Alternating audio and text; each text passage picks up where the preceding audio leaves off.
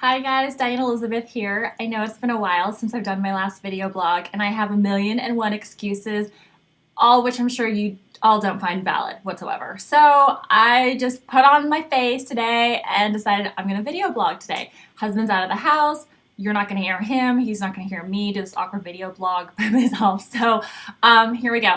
So today I thought I would talk about how I prepare for weddings or a photo session or whatever I'm gonna shoot.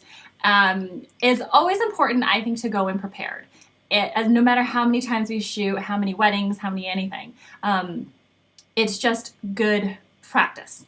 And the first thing I do is I'm on Pinterest, and if you're not on there, you definitely should be on there, and you should follow some people who you love their work, or you love their style, or you want to be inspired, and you can just kind of see their feed and repin it on your own boards.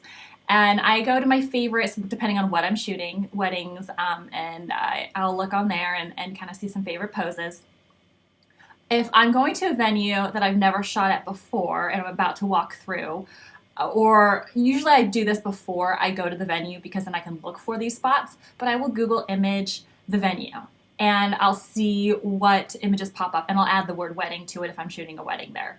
And I'll see like all the different locations that other people have shot at, and I'll make sure that when I go visit that I'm going to find it as well, and I want to take a look at it. And what's really cool about that is you can kind of see if you enjoy the lighting there, or if it's mixed lighting. You know, there's cools and there's the warm light, and it's just not really a good angle. I'll always take a look and kind of see how I can improve it, or if I enjoy that spot, or if there's a different take that I can create it on my own kind of thing. So that has definitely been helpful. Another tip, my girlfriend Alejandra, who's also a photographer and a videographer, she's awesome. She gave me this tip when I was kind of telling her, I'm like, sometimes do you ever just blank during a photo shoot and you're thinking, I've done the same pose just with a different background for the past like 10 minutes. And she said to put a label on the bottom of your camera. Ta-da! So this is what I have done. Of course, I'm like organizing like freak over here, so I have a label maker. And what you do is you kind of like nickname your things like a kiss forehead, circle noses, sideways walk, looking back, back of the head with a ring, which is like her putting her ring over, the back of his neck, things like that. And what I'll do is if I'm just kind of like, I need a break, just for like 5 seconds to think, I'll tell my couple, okay, relax. And they'll relax, and they're not watching me, and and I'm just kind of like da-da-da on the back.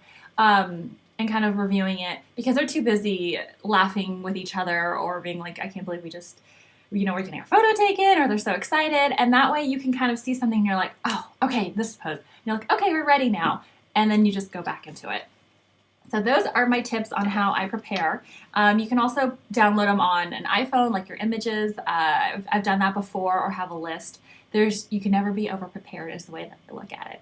And I'll always visit a venue during the time that you'll be shooting, which helps a lot with the lighting. But just train your eye on looking for light, and that's pretty much it. So that was my blog post for today, my little vlog. So I hope you enjoyed that, and happy shooting!